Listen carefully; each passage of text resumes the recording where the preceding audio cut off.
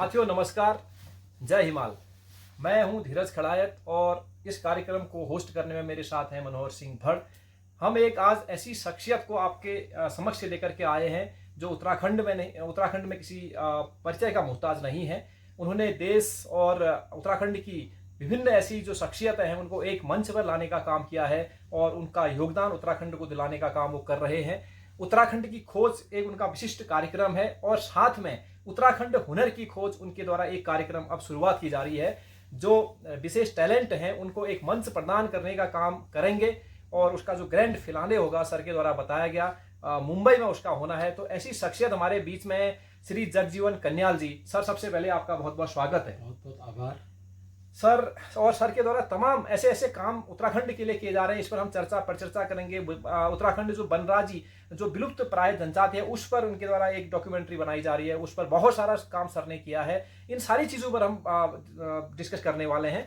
तो मैं शुरुआत मनोहर भड़ जी से करूंगा कि सर आप शुरुआत करिए अपने प्रश्नों की। जी सर, बहुत हमें भी बड़ा सौभाग्य मिला है कि आज दाजू के साथ बैठे हैं। तो जगजीवन सिंह कन्याल जी का नाम सुनते ही लोगों के जहन में आ जाता है भाई उत्तराखंड की खोज, एक वाक्य जुड़ जाता है। जैसे आपका नाम सुनने को मिलता है तो हर किसी के दिमाग में आ जाता है अरे उत्तराखंड की खोज वही वाले होंगे।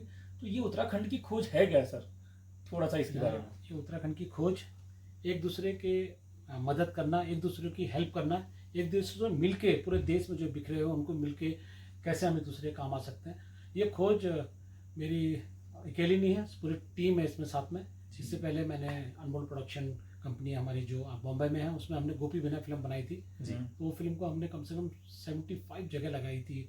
हमने जितने भी जगह हैं, चाहे वो मध्य प्रदेश हो, चाहे हमारा महाराष्ट्र हो, चाहे हमारा नॉर्थ हो, साउथ हो, सब जगह हमारी फिल्म लगी थी। वो फिल्म के बाद ऐसा लगा कि यार हमें क्यों ना, जब वो फिल्म देखने के लिए लोग आते थे तब लगा कि यार हमने ऐसा काम करें ताकि ये दुनिया तक हम इसका फ़ायदा उठा सकें, जितने भी उत्तराखंड के लोग बिखरे हुए हैं। तो फिर मैंने सोचा फिर 5 साल पहले 2017 के पहले लास्ट 18 के स्टार्टिंग में मैंने सोचा क्यों ना अब कुछ रिस्क लिया जाए। घर बार छोड़ के मैंने निकल जाते हैं। तो मैं फर्स्ट में मुंबई से निकला, दिल्ली निकला।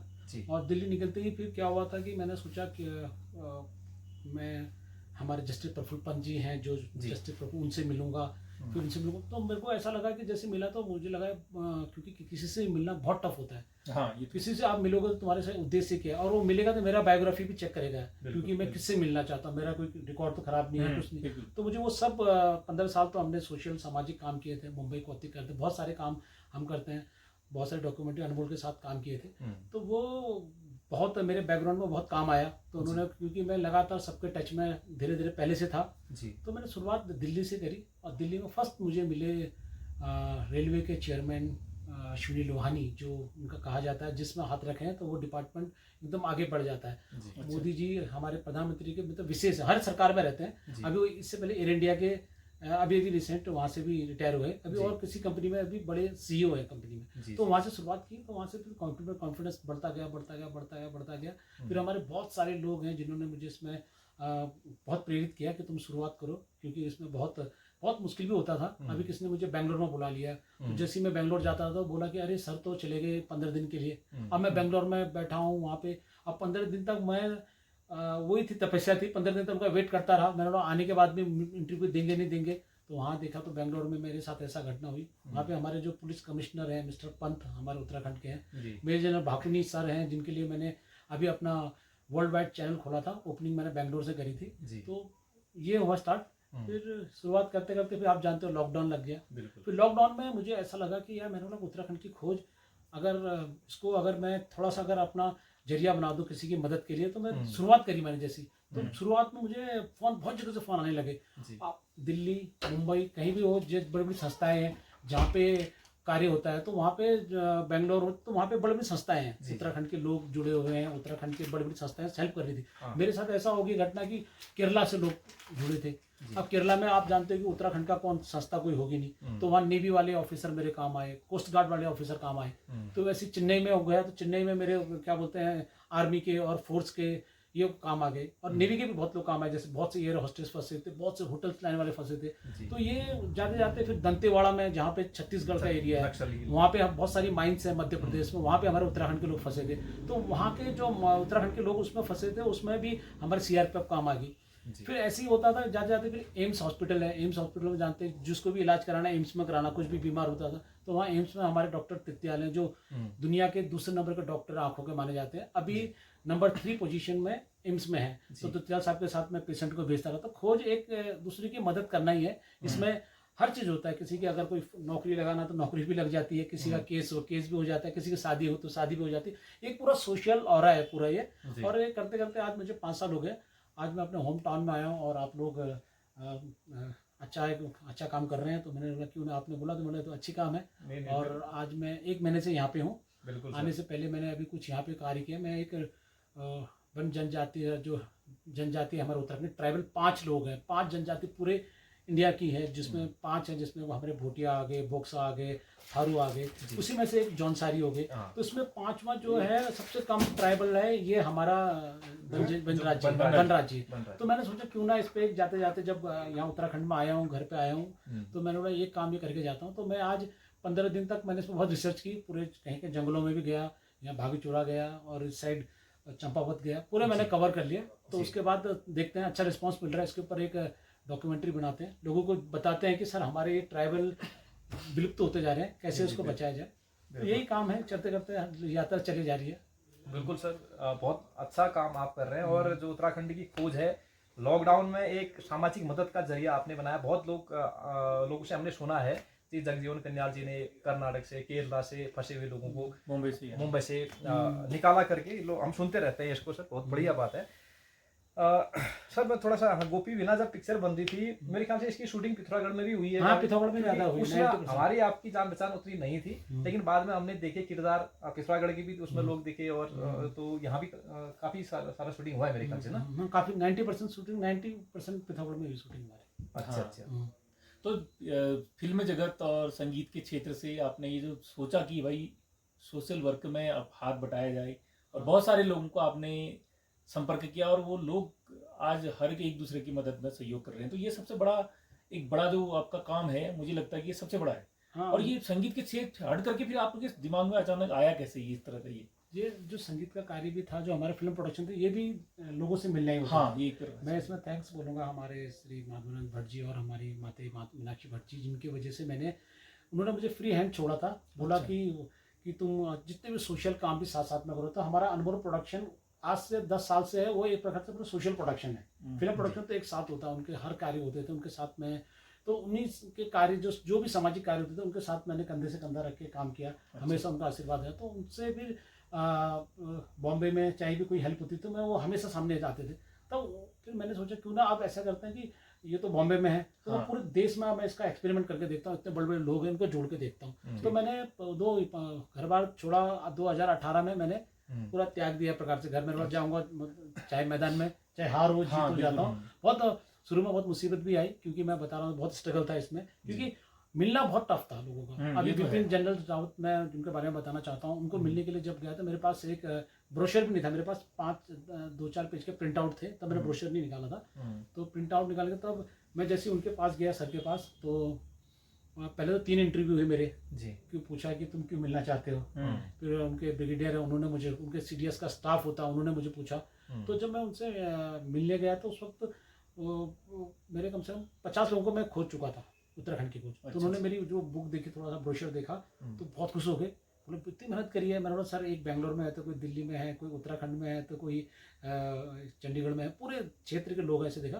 तो बहुत, आप जानते हैं कि आर्मी में तो बहुत प्रोटोकॉल होता है, सब कुछ होता है। ड्रेस में थे। तो मैंने बोला सर मुझे बहुत बड़ा शौक है। मैंने सोचा कि आज अपनी 3 साल की, तब मुझे 3 साल हुए, 3 साढ़े 3 साल हो गए थे। मैंने बोला सर, मैंने जो 3 साल की तपस्या है, आज मैं बोलते मैंने साक्षात भगवान को देख लिया। मैं मतलब मैंने ये सफलता पा ली। बस आपके साथ एक फोटो मुझे चाहिए, ताकि आपके साथ जोड़ सकूं मैं और लोगों को बता सकूं कि उत्तराखंड के लोग, सर आप सीडीएस उत्तराखंड पूरे देश के सबसे बड़े पद पे आप हैं। तो उन्होंने मेरे काम को देखा, सब कुछ देखा। उसके बाद मैं इमोशनल भी हो गया था। मैंने बोला सर, मैं खुद फौजी का लड़का हूँ। तो जब मैं फौज में था तो मुझे बताया करते थे कि सबसे बड़ा हम तब सोचते कैप्टन के बाद कर्नल ही सबसे बड़ा सोचते थे, हमें पद भी हाँ। पता नहीं था। उसके बाद तो मतलब बड़ा ब्रिगेडियर होता है, मेजर जनरल होता है, मेजर के बाद लेफ्टिनेंट जनरल होता है, लेफ्टिनेंट जनरल सेकंड, फिर जनरल होता है, फिर बाद में हुआ। फिर अब आर्मी के साथ ऐसा बॉन्डिंग हो गई थी। अब तो मैं लास्ट जब उनसे जब मिलने की मेरी बात हो रही थी, नवंबर दिसंबर में मेरी मुलाकात होने वाली थी, तो उनके कर्नल हजिंदर है जो उनके CDS स्टाफ हैं, तो उनसे मैं मिलता था। तो मैंने बोला सर जाते समय मैंने सर आपकी मैडम से तो अच्छे संबंध इसलिए थे कि मैं मैडम को उत्तराखंड का कोई भी चीज़ हो तो मैं उनसे कोई भी उत्तराखंड की चीज़ गिफ्ट करता था, शेयर करता था, हर चीज़ बताता, जैसे हमारे ये जो खान पान है वो चीज़ भी बताता था। तो मैडम ने बोला कि आप सर की बनाओ, मेरी मत बनाओ फिल्म। तो मैं सर के पास, सर ने बोला ऐसा करो आप नवंबर दिसंबर में आना, तो हमें आप डेट देता हूँ आपको, और आप एक बीच में देहरादून भी आए थे वो, अक्टूबर पिछले साल की बात है, अक्टूबर या सितंबर में कुछ, हाँ अक्टूबर में आए थे। अच्छा, एक दिन के लिए देहरादून आए थे। मैंने कॉल किया, मैंने सर आप तो देहरादून आए हैं, बताया नहीं आपने कर्नल जनरल। अरे वो एक ही दिन के लिए आए थे कर्नल, मिस्टर कर्नल आप ऐसा करो दिल्ली आना। तो पूरी तैयारी सोच रहा था, फिर मैं बॉम्बे गया। अच्छा, तो बड़ा जैसी खबर आई कि सुबह से खबर आने लगी टीवी में कि क्या बोलते हैं कि आज ये हेलीकॉप्टर वो हुआ, मगर वो नहीं बताया कि इनकी डेथ के बारे में अनाउंस किया था। तो क्या हो गया कि मैं कर्नल हजिंदर को मैसेज कर, अभी भी मेरे पास व्हाट्सअप है, मैं मैसेज कर रहा हूँ, व्हाट्सअप कर रहा हूँ, सर क्या सच बात है, सच बात है। बाद में सबसे पहले खबर आ रही है उनकी कि कर्नल हजिंदर भी उसमें शामिल थे। अच्छा, उनकी भी साथ में डेथ हो गई। वो तो 47 एज के, बहुत कम एज के थे। अच्छा, उनसे मेरा लगातार कम्युनिकेशन उन्हीं से होता था। तो जनरल साहब का जाना बहुत दुखद था हम सब के लिए। तो वो खोज में मुझे उसके बाद और कॉन्फिडेंस बढ़ गया, मतलब जब आर्मी के जनरल हमारे साथ जुड़ सकते हैं। फिर मैं अजीत डोभाल साहब के यहाँ भी गया, उनसे भी मिला, तो उनका था उनसे मिलने का थोड़ा सा सिक्योरिटी रीजन था, तो मैं उनसे नहीं मिला, वापस उनसे मैं कोशिश कर रहा मिलने की। देश के करीब करीब मैं बता सकते हैं सबसे मिल चुका हूँ। कुछ 2-4 नाम और सर बताइए कि आप जो और भी ऐसी उत्तराखंड की ऐसी शख्सियत मैं जिससे मिला हूँ, जैसे अपने अभी आलोक जोशी है, NTRO के चीफ है, रॉ के आज के एडवाइजर है। अच्छा, NTRO आर्मी का बहुत बड़ा होता है, उसके चीफ रहता। जस्टिस प्रफुल्ल पंत, आपने कभी किसी न्यूज में जज कभी भी नहीं आते, उनके ऊपर मैंने बायोग्राफी बनाई, उनके साथ मैं लाइव लेके आया। इन्होंने शायद ये नारायणनगर से, हाँ नारायणनगर से इन्होंने एक साल बहुत बचपन में बहुत पढ़ा था, मेरी थी इसमें पढ़ा था, स्ट्रगल करके पहुंचे हैं। अच्छा, और फर्स्ट जज है जो मुंशी कोर्ट से सुप्रीम कोर्ट तक पहुंचे हैं। याकूब मेमन की जो बेंच बैठी थी उसके उसमें से पानी जज जाते, बहुत ही उनसे भी मिलना बहुत तो था। फिर हमारे बहुत सारे हैं, हमारे समाज के काफ़ी लोग हैं, उनसे जुड़ा मैं। तो मुझे बस ये मिलते मिलते आज ये कारवां यहाँ तक पहुँच गया। अभी फिर बीच में फिर अभी हम लोग के साथ साथ में हमारे एक मित्र हैं जो आपके भाई भी, राकेश खड़ाइत के साथ में एक यूथ उत्तराखंड की खोज कर रहा हूँ। तो वो मैंने पार्ट उनको दे रखा है कि आप यूथ का आप मुझे करो, साथ में मिलके करेंगे। अब हुनर का ऐसा है कि जो मैं हुनर की खोज कर रहा हूँ, वो ये खोज हमारी ऐसी है कि ये अपने जो भी देश में टैलेंट है, ऐसा नहीं कि वो डांस करता डांस है, सिंगर है तो सिंगर नहीं है, वो कोई भी टैलेंट हो, चाहे अच्छा खेलता हो, चाहे वो फुटबॉल हो, चाहे बॉक्सिंग वाला हो, चाहे वो किसी कला से बना हो, चाहे वो अपने अच्छा एपण बनाता है, उत्तराखंडी कुछ करता है, तो उसको लेके हम सोच रहे हैं और पूरे देश में इसका ऑडिशन करेंगे बड़े बड़े शहर में। मगर इसका जो फाइनल जो होगा ग्रैंड फिनाले हम मुंबई में करेंगे सोच रहे हैं। अच्छा, बिल्कुल अच्छी बात है, ये इस तरह की प्रोग्राम होने चाहिए। और हमारे जो बच्चे हैं, हमारे जो यूथ है, जो काफ़ी बैक एरियाज में, हम लोग बैकवर्ड एरियाज होता है, लगभग दूरस्थ क्षेत्र हैं, इनको एक्सपोज कर रहे हैं आपके माध्यम से, तो मुझे लगता है कि उनका भी मॉरल बूस्टअप होगा और अच्छा करने की ये लोग सोचेंगे। गाँव से प्रतिभाएं पहुंचेंगी ना, निखरेंगी, उनको मौका मिलेगा। तो सर मैं ना, आप इतनी ऊर्जा आखिर कहाँ से लाते हैं? आप कभी स्पोर्ट्स में दिख जाते हैं, वहाँ उनको सपोर्ट कर रहे होते हैं, कभी किसी बच्चों को, कभी कहीं, कभी आप मुंबई पहुँच जाते हैं, कभी देहरादून, फिर आप उत्तराखंड, फिर नागर पहुँच जाते हैं।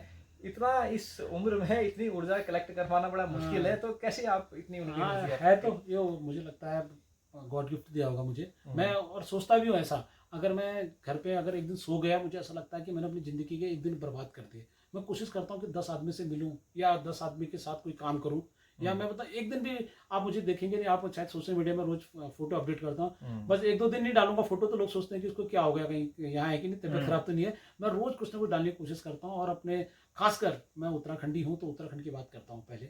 उत्तराखंड मेरे लिए इतना मायने रखता है कि मैं सोचता हूँ कि मेरा जन्म यहाँ हुआ है तो मरण भी मेरा उत्तराखंड में हो, इतना मैं प्यार करता हूँ उत्तराखंड से। तो उत्तराखंड की खोज का जो टाइटल भी इसलिए रखा था, सब बोल रहे थे कि उत्तराखंड की खोज का मतलब क्या है, यही है उत्तराखंड की खोज की, जो भी अगर हीरे मिलते हैं वो हमारी खोज है, चाहे वो कोई भी टैलेंट हो, ऐसा नहीं है कि हमारे बड़े पद में है, चाहे वो बिजनेसमैन हो, चाहे कोई ही हो। तो ये एक खोज एक अपना परिवार बन गया। जी बिल्कुल। अभी हम बातचीत कर रहे थे सर ना, मनोहर जी, तो एक घटना हुई है ये नेहरू इंस्टीट्यूट ऑफ माउंटेनियरिंग में, तो उसमें एवलांच से काफ़ी लोग दबे हैं। तो मैं सर को देख रहा था, सर मैं बातचीत करना चाहता, लेकिन सर लगातार वहाँ किसी न किसी के संपर्क में उन लोगों की बारे में ही चिंतित थे, पूछ रहे थे। सर वो आप किनसे बात कर रहे थे वहाँ? सर क्या है कि वहाँ पे NIM Nehru institute of mountaineering India का सबसे बेस्ट इंस्टीट्यूट माना जाता है, केंद्र सरकार का है। बेचेंद्री पाल जी के ऊपर मैंने एक बायोग्राफी बनाई थी, तब मैं उस नीम के बारे में जान पाया था। तो वहाँ से बड़े बड़े लोग वहाँ से निकलते हैं, 2-2 साल वेटिंग रहता है उसमें एडमिशन करने के लिए। तो वहाँ एडमिशन के लिए 2-3 लोगों को मैंने एडमिशन कराया था। तो अभी खबर ऐसी आई कि कल की वहाँ पे वो आ गया, क्या बोलते हैं, मिसिंग है, बाढ़ है, तूफान आ गया, और तूफान जो क्या बोलते हैं उसको, बर्फीली एवलांच, बर्फीली वो आ गया। तो उसकी वजह से अभी 39 लोग मिसिंग है। अच्छा। और ये लिस्ट मेरे पास आई, और जिसमें 39 3 मेरे परिचित हैं इसमें।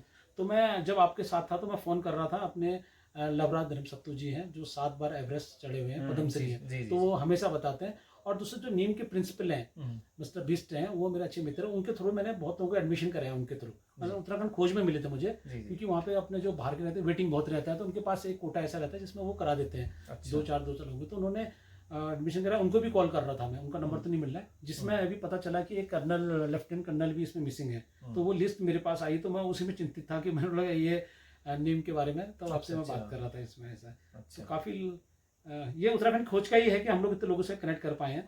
आपको इतने लिस्ट मेरे पास आई है, ये सब इसमें लिखा हुआ है मिसिंग मिसिंग मिसिंग, देखिए सब मिसिंग है इसमें। ये एक तो था सेफ, एक अनसेफ। अच्छा। ये अनसेफ लोग हैं इसमें। टोटल हमारे 2-3 पहचान के हैं इसमें मेरे। इसमें अभी टोटल लास्ट में 28 लोग हैं। 28 लोग में इसमें लेफ्टिनेंट कुछ कर्नल, लेफ्टिनेंट कर्नल का पद भी लिखा हुआ है इसमें, वो तक इसमें मिसिंग है। तो बहुत दुर्भाग्य हो गया हमारे लिए, कोई बहुत बड़ी दुर्घटना है हमारे लिए, उत्तराखंड के लिए। इसमें शुभम सिंह, एल के नेशनल, शुभम सिंह, सीओ कुमार, और पूरे उत्तराखंड से 2-4 लोग हैं, और बाकी इसमें सब आते हैं, ऑल ओवर इंडिया से आते हैं इसमें। अच्छा। हाँ, इसमें सब जगह से आते हैं। एडवेंचर का रहता होगा ना? हाँ, एडवेंचर रहता है। और इसके बारे में बताना चाहता हूँ, इसमें अगर नीम से आपने अगर वो कर लिया, कोर्स कर लिया, कुछ कर लिया, ये मैं अपने रोजगार के लिए, रिवर्स प्लान के लिए भी बात करना चाहता हूँ। इसमें आपको फिर आप अपना इंस्टीट्यूट को आईटा के, आपको अपना एडवेंचर के ऑफिस खोल सकते हैं, उनकी मान्यता हो जाती है। जैसे LIC के लिए जब कोर्स करना पड़ता है एजेंट के लिए ना, तो ऐसे ये एडवेंचर के लिए, इसके लिए नीम को माना जाता है। बहुत ही अच्छे इसमें एवरेस्ट चढ़ने के लिए हमारे बहुत सारे बच्चे, अभी वो लेडी अभी 2 महीने पहले कुछ, अभी एवरेस्ट में 3 महीने पहले चढ़ी थी, कंसवाल, सुनीता कंसवाल का नंबर भी देखो वहाँ। मेरे लंदन में एक हमारे राज भट्ट हैं, तो उन्होंने बोला जगजीवन आपको, हम संडे को आप दिल्ली आ सकते हो, हम उनका सम्मान करना चाह रहे हैं जी। तो वो बहुत कम उम्र में वहाँ एवरेस्ट चढ़ी हुई। तो आज खबर आई है कि वो सुनीता कंसवाल भी इसमें स्वर्गवास हो गया, उसका भी स्वर्गवास हो गया। तो यही है कि बस खोज में ये रहता है किसी की एक दूसरे को मदद कर ले, मिल ले। चाहे खोज ऐसा है कि हर चीज़ में, मैं ये नहीं कह रहा हूँ कि ये जो मेरा चैनल है, वर्ल्ड वाइड चैनल है, जो आप देखेंगे उत्तराखंड की खोज चैनल, ये चैनल एक दूसरे को जोड़ने वाला चैनल है। इसमें मैं नहीं कह रहा हूँ मेरा सब्सक्राइब करो, मेरे को ये फॉलो करो, ये करो। हाँ, ये काम करो और एक दूसरे की हेल्प करो, मेरा मोटो है चैनल का। और ये धीरे धीरे इसको मैं डिजिटल में भी लाने की कोशिश कर रहा हूँ। तो इसमें लगा हूँ अभी, इसका इसी कार्य में उत्तराखंड आया हूँ। अभी काफ़ी दिनों, 1 महीना हो गया मुझे, 1 महीने से ज़्यादा हो गया, मैं उत्तराखंड में ही हूँ अभी। जी जी, लेकिन आप नहीं करें, लेकिन हम अपने दर्शकों से कहेंगे कि सर का जो उत्तराखंड की खोज चैनल है उसको आप सब्सक्राइब करिए, शेयर करिए, क्योंकि वो चैनल एक सामाजिक सहयोग का एक प्लेटफॉर्म है। वहाँ पर एक दूसरे को सहयोग करते हैं। जैसे कोरोना काल में हमने सारा देखा। तो सर ये बहुत बढ़िया आपकी पहल है। थोड़ा सा ये जैसे जनजाति क्षेत्र में आप गए, तो ये एक बहुत बढ़िया पहल होगी। अगर ऐसी डॉक्यूमेंट्री बन जाती है तो सरकार का ध्यान भी अट्रैक्शन उसकी तरफ जाएगा। तो इस जनजाति को बचाना बहुत ज़रूरी है। आप जैसे कहते हैं कि 500-600 लोग, कुछ ऐसी संख्या यहाँ बची है इनकी। तो क्या देखा आपने वहाँ पर, ये लोग कैसे जीवन यापन कर रहे हैं? हाँ, इनके उसमें अभी ना डॉक्यूमेंट्री बनेगी, तो पूरा मैं डिटेल भी डालूंगा इनका। ये एक्चुअली में इनके साथ 40, 50, 55 से ज़्यादा नहीं जी पाते हैं, ज़्यादा से ज़्यादा 60 होती है इनकी एज जी। और ये एक इनका खान पान भी है, और खान पान की वजह से भी इनका नहीं होता। बाद में सुना कि उनकी शादियाँ भी आपस में होती हैं, तो एक कारण वो भी होता, तो मैंने पूछा। तो मैं अगर ये काम हुनर की खोज में जो मैं कर रहा हूँ, इसमें हुनर की खोज में एक बंदे ने अपने उसके पाँव कट गए थे, तो उसने अपने हाथों से एक लकड़ी के पाँव बना रखे हैं, और पूरा साइंस फेल कर रखा है। यहाँ से जंप मारता है इस पहाड़ में, तो इतना तेज दौड़ता है। तो वो उस हुनर की खोज को मैं बॉम्बे में भी लेके आऊँगा। तो उस वक्त मैं एक जनजाति को, चाहे मुझे कुछ भी इनके लिए करना पड़ जाए, तो मैं एक का DNA टेस्ट कराना चाहता हूँ एम्स में। डॉक्टर पूरी एम्स की टीम से बात होगी, उनसे इनको क्या कारण होगा कि इनको जिसके कारण ये बच सकते हैं, क्योंकि हाँ। 525 500 550 बहुत ना के बराबर आंकड़ा एवरेज है। एज इनका बहुत Average कम है। बहुत कम है। और कुछ 70% तो हमारे पिथौरागढ़ डिस्ट्रिक्ट में रहते हैं, कुछ रहते हैं हमारे चंपावत में। तो मैंने करीब करीब सबको कवर कर लिया है। अच्छा। देखते हैं, एक असली मेरी अब खोज हो जाएगी, अगर इनके लिए कुछ हो जाए तो अच्छा। बिल्कुल, काम ये बहुत बढ़िया सर। हाँ। हम आप किसी के काम आ सके तो वो सबसे बड़ा हम्म, पुरुषार्थ होगा हाँ। इस हमारे व्यक्तित्व को देखने में। तो फिर आप पहाड़ आए हैं तो आपको यहाँ की जो बहुत सारी जगह आप गए हैं, तो आपने बहुत सारी चीज़ें यहाँ की फिर से दोबारा देखी हैं। आप हालांकि प्लेन में आप लोग रहते हैं, यहाँ की शिक्षा व्यवस्था जो आप गए थे उस साइड तरफ, जो आपने ये जनजाति क्षेत्र की तरफ गए, तो उनकी एजुकेशन सिस्टम किस तरह का है? उन लोगों को कितना पढ़ते हैं, वो पढ़ नहीं पाते हैं? स्कूल नहीं, जाते इनके हैं? कौन सा इनको पढ़ने का किस मैंने स्टैंडर्ड सुना पर कि पढ़ते हैं? अभी एक ने अभी तक 12th किया, पूरे खानदान में इनके उसमें अभी 12th किया। तो आप बता सकते हो कि इनकी पढ़ाई के हाँ, दिमाग में क्या ये भी होगा। तो है। बहुत कम पढ़ पाते हैं। बच्चों से मिलने गया था तो वहाँ टीचर बता रहे थे कि अगर उनको जोर से डांटो तो वो दूसरे दिन स्कूल आना नहीं चाहते, वो जंगल में छिप जाते हैं। अरे वाह। अगर जोर से कुछ मारो तो वहाँ जंप मारते हैं। अभी भी वही हरकतें हैं। और हाँ। बहुत मुश्किल से इनको समझाना पड़ता है, प्यार से पढ़ाना पड़ता है इनको। और आज अगर तुम भूल गए, होमवर्क नहीं किया, डांटोगे तो होमवर्क कभी करेंगे नहीं। उनको बहुत मुश्किल से उनको संभालना पड़ता है, क्योंकि उनके परिवार में बैकग्राउंड में पढ़ाई है ही नहीं। हाँ, तो आजकल सरकार थोड़ा सपोर्ट करके इनको पढ़ा रही है, सब कुछ कर रही है, तो ताकि ये लोग थोड़ा शिक्षित हो जाए। हाँ, समाज से कटे रहते हैं ना लोग। समाज हाँ, में समाज आएंगे से तो कटे इनको रहते लगता है कि क्यों जो आगे, कैसे जो आगे, तो ये बड़ा इनको नॉर्मल करना बड़ा कठिन हाँ, बड़ा कार्य हो जाता बड़ा कठिन रहता है इनका कार्य। है।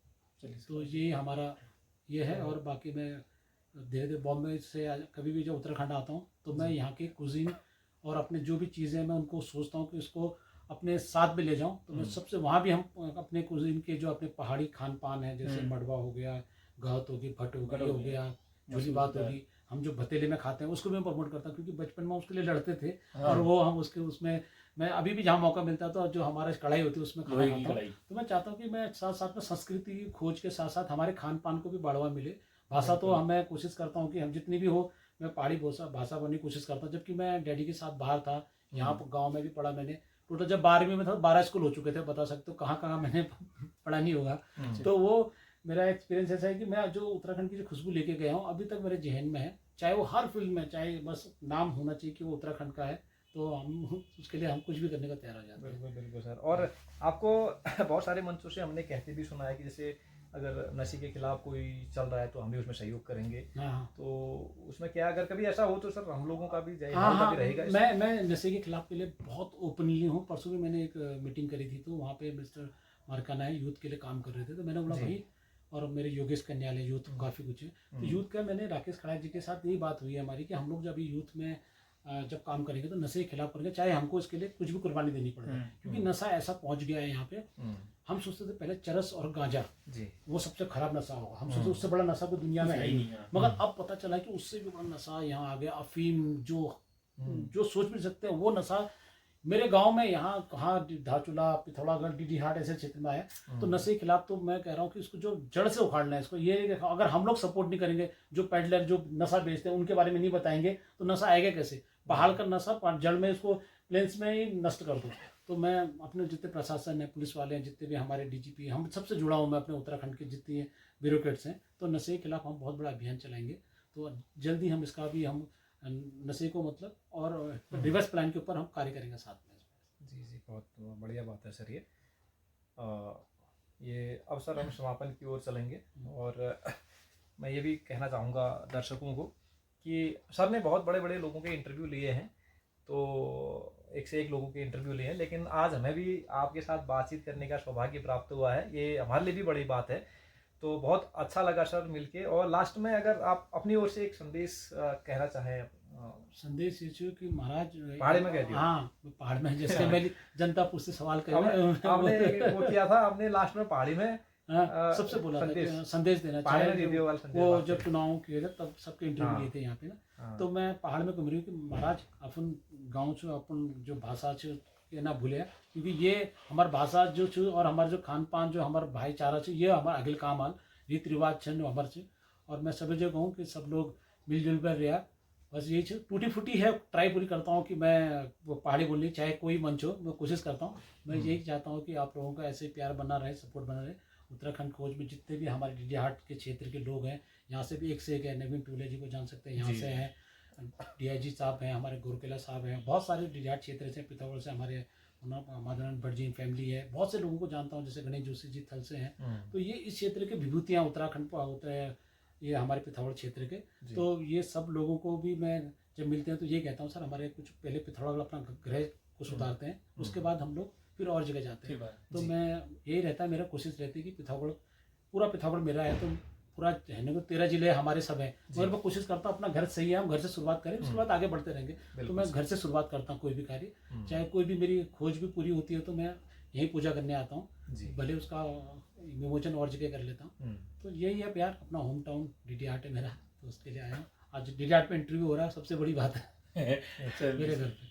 ठीक है, इंटरव्यू तो क्या कहें सर, हम तो बातचीत है, आप तो बड़े बड़े से लेके आए। हमारा ये तो दोनों हमारे साथ बातचीत है, हमको तो इंटरव्यू लेने लायक नहीं है आपका। ना, सीधी ऐसा बात कुछ है। नहीं, लेकिन आप अपनी संस्कृति को बस। हमेशा आपके दिल में रहती है। आप घूम फिर के कहीं भी हो डीडीहाट लौट के आते हैं, गाँव जाते हैं, तो ये बहुत बड़ी बात है सर। और रिवर्स पलायन पर आप काम करने की सोच रहे हैं, तो हम सब आपके साथ है सर, आप करिए, और हमारा सपोर्ट और वो है आपके साथ सब कारवां ना। आदमी जब कोशिश करता है, अकेले चलता है और अच्छा काम हो तो कारवां उसका बढ़ते जाता है। मेरा अभी जैसे मैं कारवां मेले दूंगा, तो भी मैं जब निकलता हूँ घर से खाली हाथ निकलता हूँ, जब कारवां निकलता है बढ़ते बढ़ते पूरा, मैं ये भी जो वर्ल्ड वाइड चैनल की बात बता रहा हूँ, मैं वर्ल्ड की किसी कोने में भी कोई भी प्रॉब्लम हो, जैसे अभी लोगास में कोई फंसा था, किसी की डेथ हो गई थी, वहाँ डेड बॉडी नहीं मिल पा रही, तो वहाँ पे मैंने उनको हेल्प करी थी। दुबई में हो, चाहे हमारे ग्रीष्मपंत लोग जुड़े हैं, यूएसए में जुड़े हो, तो मेरा वर्ल्ड वाइड चैनल का मतलब ये है कि दुनिया में कहीं भी उत्तराखंड का कोई भी फंसा हो, चाहे कुछ भी काम हो, तो ये वर्ल्ड वाइड चैनल के थ्रू हम जुड़ सकते हैं, दूसरे की हेल्प कर सकते हैं, क्योंकि इतने लोग दुनिया में हमारे पहुंच चुके हैं, ये उत्तराखंड के हमारे, तो सब तैयार हैं। जरा सी प्रॉब्लम होती है, सर यहाँ कोई फंसा है, तुरंत पूरा आ जाता है। और दूसरी बात क्या है कि जो आर्मी में जो एम्बेसी है, पूरे एम्बेसी में हमारा आर्मी का एक ऑफिसर्स उसमें रहता है, तो आर्मी से तो इतना अच्छा, क्योंकि मैं फौजी का लड़का हूँ, तो आर्मी वालों से सबसे इतना संबंध इतने अच्छे हैं। आने वाले दिनों में मैं हमारे अभी जो सीडीएस बने चौहान सर, अनिल चौहान, उनसे भी मिलने वाला हूँ मैं, उनसे पहले भी एक बार मेरी बात हुई थी। तो मैं कोशिश करता हूँ कि एक पूरे उत्तराखंड को एक वो दुनिया में एक मंच बनाओ, एक दूसरे की मदद करें। यहाँ भी प्रॉब्लम होती है देश में, चलो यहाँ ज़्यादा होती है, गाँव वहाँ भी कुछ ना कुछ प्रॉब्लम होती है, विदेश में भी होती है। तो वहाँ के लिए वर्ल्ड वाइड चैनल का मतलब ये है कि एक दूसरे के लिए पूरी दुनिया में हम एक दूसरे की मदद के लिए अपने चैनल से कर सकते हैं, आगे बढ़ सकते हैं, यही है। तो बहुत बहुत आभार, मेरे वापस दोबारा हम डीडीहाट में ही वापस आएंगे। थैंक यू सो मच, और आप लोगों ने मुझे बुलाने के लिए धन्यवाद आपका, बहुत बहुत धन्यवाद सर आपका। ठीक, थैंक यू। कितना घंटा गया?